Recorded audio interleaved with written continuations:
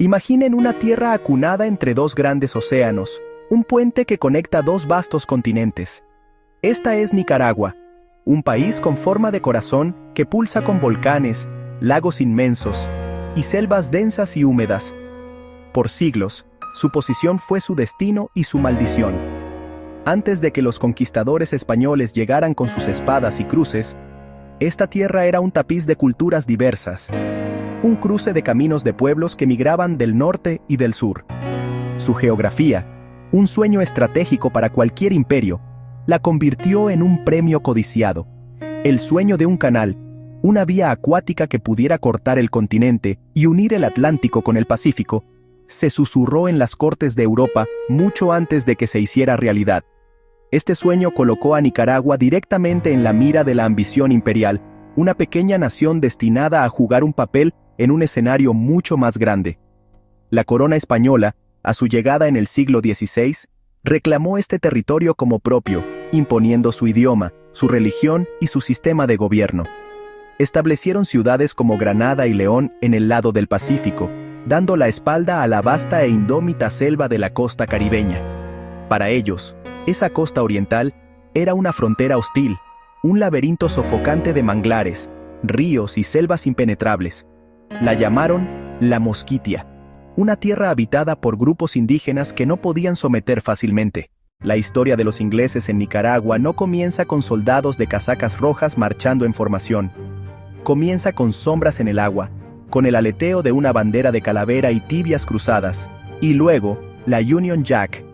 A partir del siglo XVII, piratas, bucaneros y corsarios ingleses, hombres como el infame Henry Morgan, encontraron en la costa laberíntica del Caribe un santuario perfecto. Era un lugar para esconderse, para reparar sus barcos, para planear su próximo asalto a ciudades españolas como Granada, que saquearon con brutal eficiencia.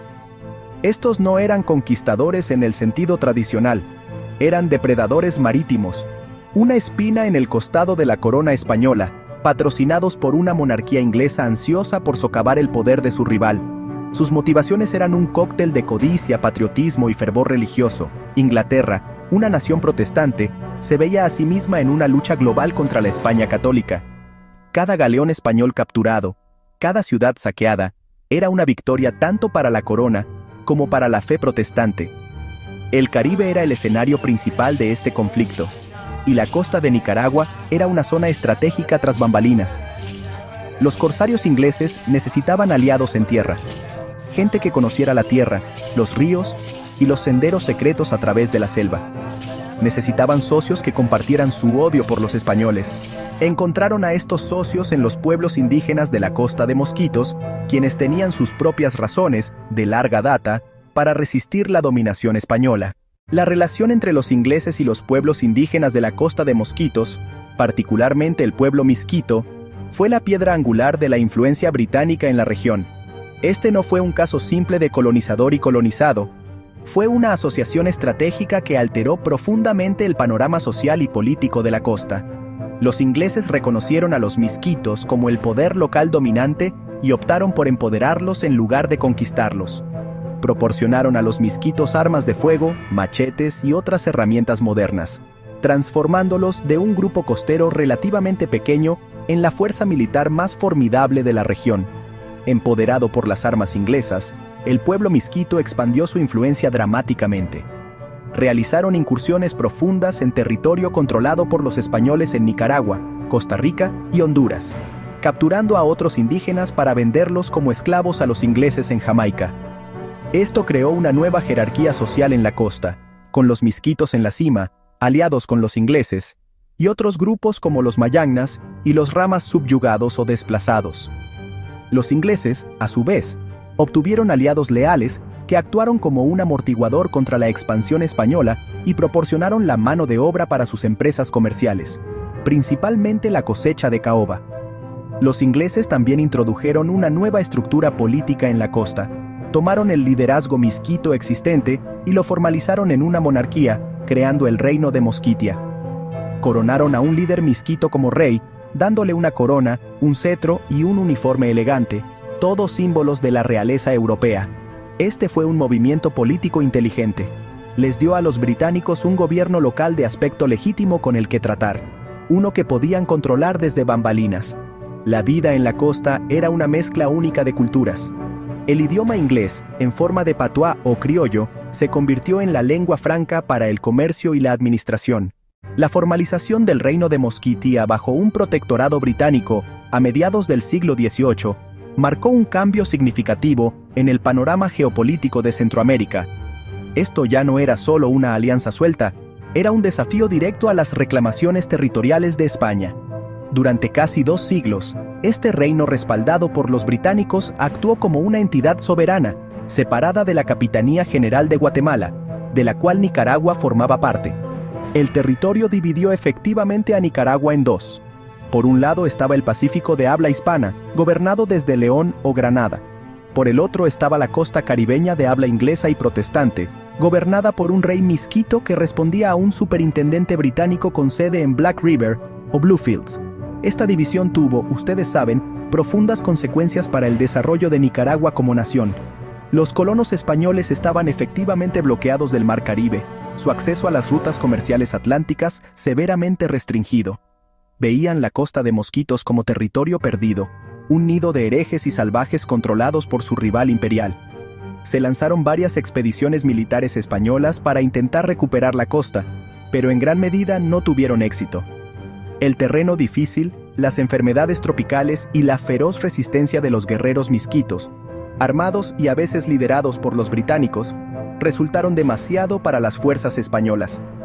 El reino de Mosquitia, bajo la sombra protectora de la Royal Navy, siguió siendo una espina obstinada y persistente en el costado de España. El control político ejercido por los británicos era sutil pero absoluto. Si bien el rey misquito tenía autoridad simbólica, el poder real residía en el superintendente británico. Incluso después de que Nicaragua obtuviera la independencia de España en 1821, el reino de Mosquitia persistió. La nueva república nicaragüense reclamó todo el territorio basándose en las antiguas fronteras coloniales españolas, pero carecía del poder para hacer cumplir esa reclamación. Gran Bretaña continuó reconociendo y protegiendo el reino de Mosquitia, considerando a las nuevas repúblicas centroamericanas como débiles e inestables. La presencia británica en la costa de Mosquitos no terminó hasta finales del siglo XIX.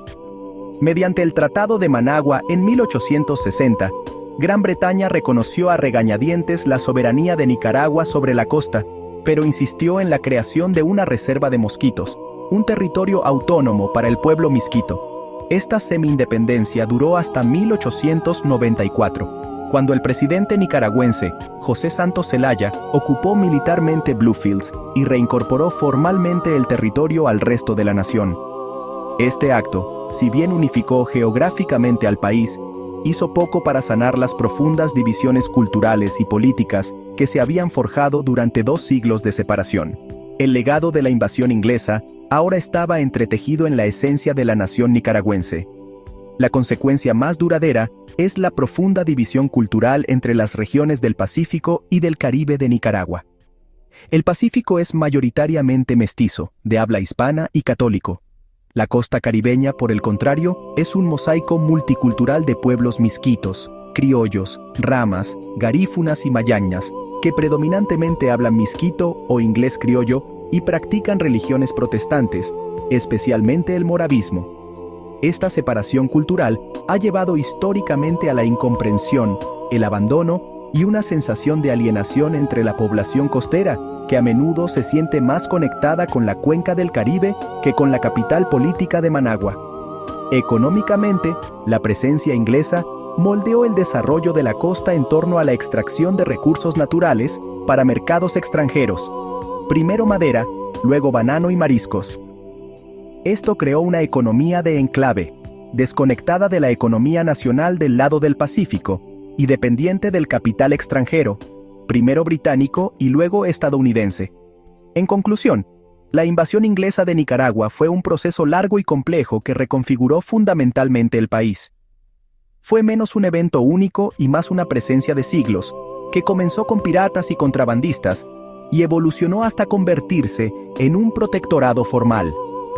Dividió a la nación en dos, creando una sociedad caribeña distintiva con su propio idioma, religión e historia política.